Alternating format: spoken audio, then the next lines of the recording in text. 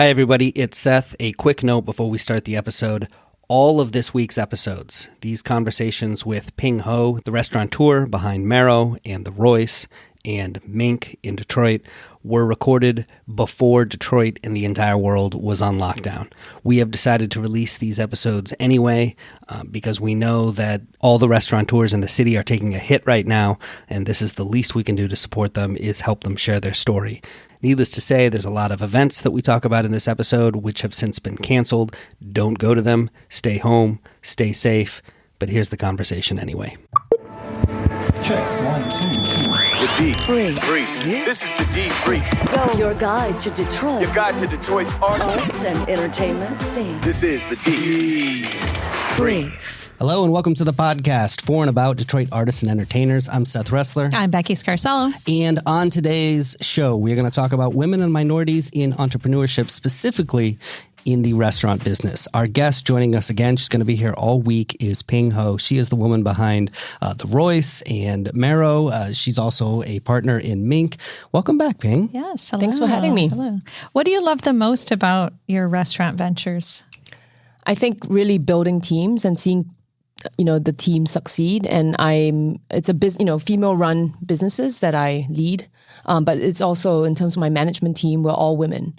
Yeah, and so that's it's awesome. It's just really gratifying to see, and they're young women, right? They're in their early 30s, late 20s, early 30s, coming up in the industry, but they are taking leadership roles, and yeah, I'm very proud of them on a daily basis. Well, happy Women's Month of March. Yeah. All right, we're going to delve into that. We're going to find out how you put those teams together exactly, because there's an art and there's a science Absolutely. to it. So hang out. We're glad you're going to join us.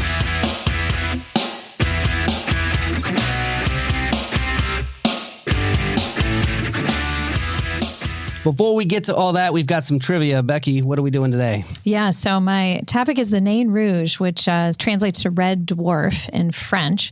This is the legendary kind of devilish creature of Detroit whose appearance brings misfortune in the city. So every spring, this year it's this Sunday on the 22nd, we host a festival, a costume parade, just to make sure that Nain Rouge doesn't come back and bring bad stuff. So it's called the Marche de Nain Rouge.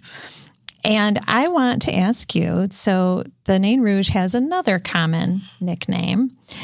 What is the Nain Rouge also known as? Got some choices for you. A, the devil of the river. B, the gremlin of the night. C, the dwarf of Detroit. Or D, the demon of the strait. Ooh, all right, go through those one more time. Devil of the river, gremlin of the night, dwarf of Detroit, or demon of the strait. What do you think? I'm going with C. C. What was C? Dwarf of Detroit. It's either that or it's the river one. I'll go with you. I'll go dwarf of Detroit. Sorry. Wrong. Both wrong. It's actually, he's called the demon of the strait. Really? Yeah, and I'll tell you why. So you asked before, why is Detroit called Detroit, not Cadillac? Yes. So Detroit is the French word for strait. And the Detroit River is actually not a river at all. It's a strait, geographically speaking. I have no idea what the difference is. Exactly. So geographically speaking, a strait is a naturally formed waterway that connects two larger bodies of water. In this case, Lake St. Clair and Lake Erie. So technically, it's not a river, it's a strait.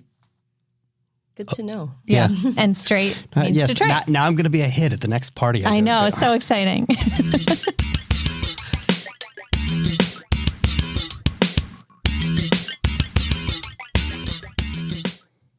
So, Ping, I want to expand on what we touched on at the beginning of the show, your commitment really to helping women, minorities, people in the community, LGBTQ community. Like, you're really doing this intentionally, right? Like, your businesses are about inclusivity, empowerment, making sure everybody's a part of it, right?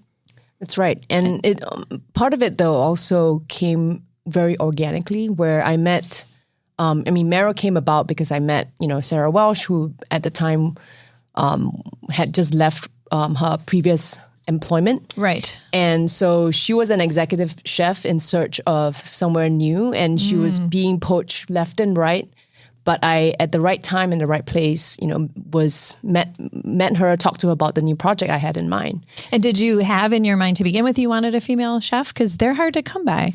Or how did that, it was just by chance more so? Yeah, by chance, but I knew also I had to find someone I could really work with. And I do find that women in general, be it, in any situation, any professional situation, are very good collaborators. And I needed a collaboration in this business. Having not opened a restaurant before, having not had any experience in the food business, I had only been running the Royce for a year and a half at that time. So really still very new to the industry. And so I knew I needed a head chef who came with great ideas, creativity, but also willing to, collaborate and work closely with me on this. And then through that, through her, she formed, I met the GM, Amanda Frankie, whom, I feel like I lucked out. They just came with strong culture, and they strong teams that they had worked with in prior establishments. And they all knew one day they would land at some spot that they would really want to work with and help to grow. And they all want to work with each other. And so that's how it happened. It's like the good energy attracts other good energy. Yeah. When you look at the talent out there, is there enough coming from the places that you'd like to see them coming from? I mean, we've heard, for example, are there enough minorities coming up to the restaurant business? Are there enough women coming up to the restaurant business? Are you finding, or do we need more sources where people are getting trained to do this? Yeah. I think we can never have enough, right? I think that's the key thing.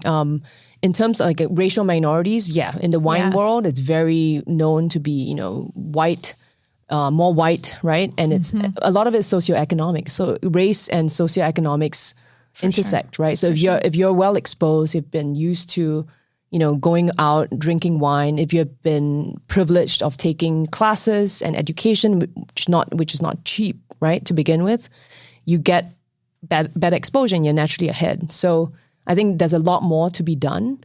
And, there are some industry professionals who are doing it in other cities who are like trying to, focus on minority training in wine.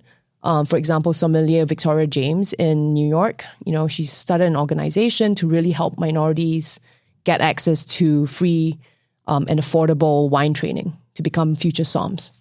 How do you create a career path? I mean, that's got to be a difficult thing to do when you're a small business and you've got young people coming in and you want to allow them to grow. I mean, what are the challenges in that? Well, it would be actually running a business, and because we do need people to hit the ground running. Right. So there has to be a certain level of training already assumed. But we still, we get a lot of candidates, good candidates from local schools like Schoolcraft as well. So we just hired a young, female chef from Schoolcraft, barely even graduated. She's already has a full-time position at Marrow. Oh, yeah. So, nice. But there has to be a certain level that you come in at, right? Because it's such a fast-moving industry too. And does this trickle down to your whole staff? Who you choose as servers and bartenders? And, absolutely. And Marrow has we've had very, very little turnover. And in terms of for reasons that for legitimate reasons aside, I would say our turnover rate has been, almost 0%. Wow. And so the founding team of even servers, they're still today at Marrow. Wow, that says a lot, especially people move around all the time in that industry. Well, that's great. You've been involved with the James Beard Foundation. Can you talk a little bit about that program? Absolutely. And, it relates to your question about gender, and inclusion and diversity. And I think the James Beard Foundation has, in the last recent few years, been taking a real active step towards promoting that. So I was part of the 2018 cohort of the Women Entrepreneurial, Fellowship Program. So they select 20 women each year. They pay for us to spend a week together learning all about the business of running restaurants. So the criteria is that you have to own at least one business. So I did that in 2018, and it was an incredible experience. Did you apply for that? Or, okay. So it's a long application. They just make you talk about what what you've achieved to date, what your current business is like, and what you are, working towards, what kind of challenges. I bet that was a good exercise in and of itself. Absolutely. Just applying and getting that. I attended it the week before Marrow opened, so that was that was helpful. Wow. So what did you learn in there that was eye opening to you that you're like, I need to put this into practice?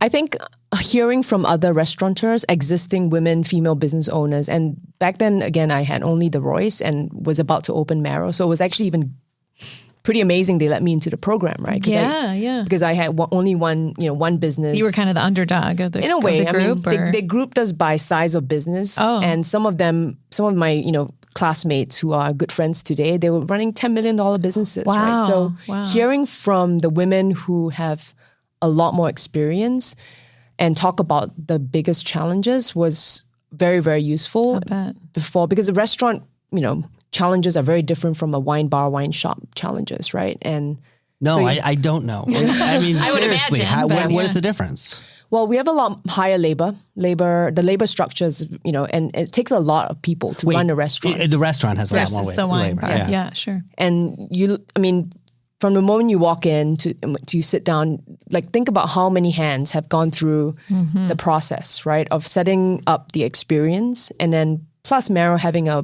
retail component. So running a restaurant, and it is very true. It's hard to maintain very good margins in a restaurant because it just takes a lot more to run it. Yeah. Do you still keep in touch with the women that you train with? We're actually really close. It seems like a great network now. Who can we ask? Who else are you talking to across the country? Well, so take for example, the famous ones. There've been two. A James Beard winner in the pastry chef category. So Kelly Fields, she runs Norma Jeans in New Orleans. Oh, sure. Yeah. I've been there. Yeah. Anne Marshall, who with her husband, High Y Distillery, they are, James Beard nominated finalists in the best spirits category. And quite a number. It's really That's quite cool. an accomplished, Do you have a accomplished class. local network as well? I mean, like women that you connect with or work with, or I think it's really the teams I'm part ones you of. work Yeah. with, Yeah. I mean, we work very closely together. you also make efforts to reach out to the LGBTQ community. Talk a bit about that.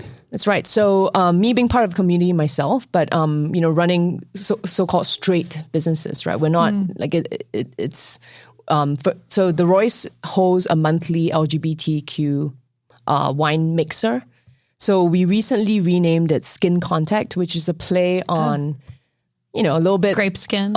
audacious, but Skin Contact is a category of wines that are like orange wines. So as opposed to rosé, Skin Contact orange wines means white wine grapes that have been kept on the skins during the fermentation process to give the eventual wine some color. So they end up being orange because these are white varietals, right? So it's natural wines, orange wines. It's quite the fad these days. So our monthly LGBT party is now called Skin Contact. That's awesome. Yeah. I'm going to come in just because I want an orange wine. Oh, we're all Anyone can inclusive. come. Okay, I can Everyone come can just- come. yes. Everyone comes. Yeah. Good to know.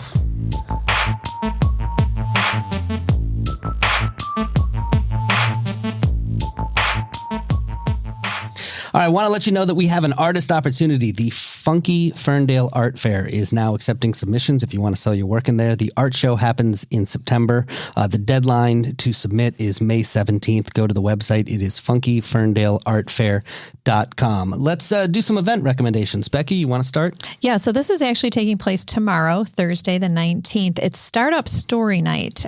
It's put on by the New Economy Initiative, and it's hosted by our friend, fellow podcaster and master storyteller, Shannon Kaysen. Oh, yeah. Yeah, who does the In Good Co. Podcast now about Detroit businesses. So this is taking place at Cliff Bell's. I went last year. It's really fascinating. So people apply to be part of it, to tell their entrepreneurial story, and they get selected. 4 storytellers are selected, and they work with Shannon to kind of develop their story in such a way that it'll be compelling on stage and, get his advice. And then the audience has a chance to hear these incredible startup business stories. Ping, are you familiar with the world of storytelling, like The Moth and all that kind of stuff? Yeah. So we've got an active circuit here. Definitely. In Detroit. You should have a storytelling event over there at one of your that'd be a good places. place to host it. Yeah. Oh, that's cool. So this is all free, but it does fill up, definitely. So RSVP on Eventbrite. Cool. Ping, you've got an event coming up as well, right?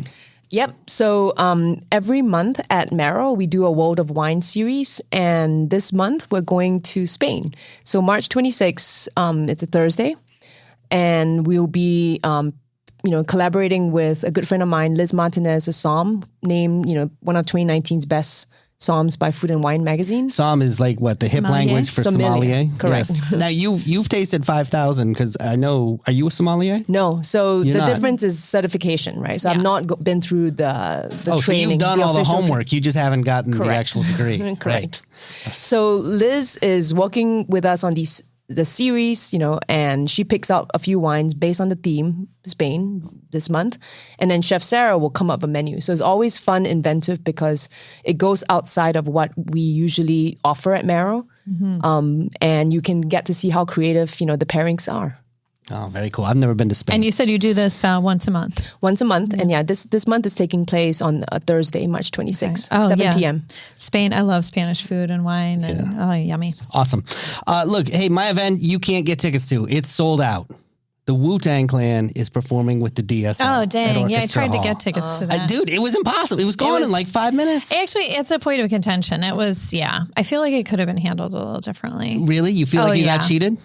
Well, not me personally, although I didn't get tickets and I wanted them, but just within a very short time, When the white folks in Huntington Woods can't get tickets, can't get you Wu-Tang. know Come it's on, difficult. It's bad. Yeah, I couldn't even get them. No, but They no, put a seriously. second show up and it was sold out They too. did, but and tickets were through the DSO, and then I think immediately they were on the reseller sites. I mean, I know that happens, but I Yeah. just feel like with a local thing, it could have been handled a little bit better because immediately they're like, $1,000 a ticket, and it's just ridiculous. And I don't know that everybody got a fair shake that actually wanted to go to the show. Yeah, because I know everybody I know wanted to go to this show. Yeah. It's a live score of their debut album set to the classic martial arts film, The 36th Chamber of Shaolin. And it's happening in Orchestra Hall. All the proceeds, presumably except those from the scalpers, are going to benefit the DSOs. Just the original ticket price. Just the original ticket price.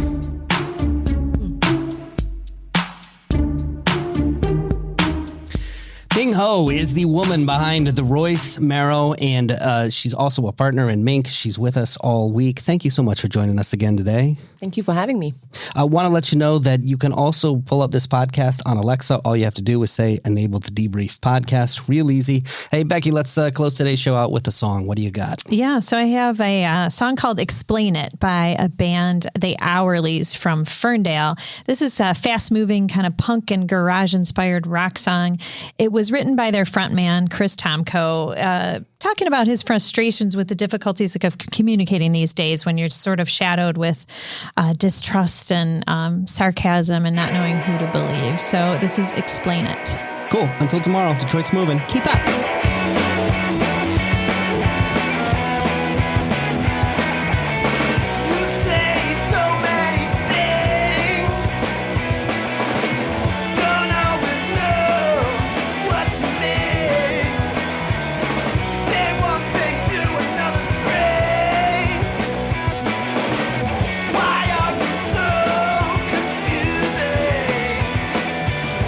If you got something to say, just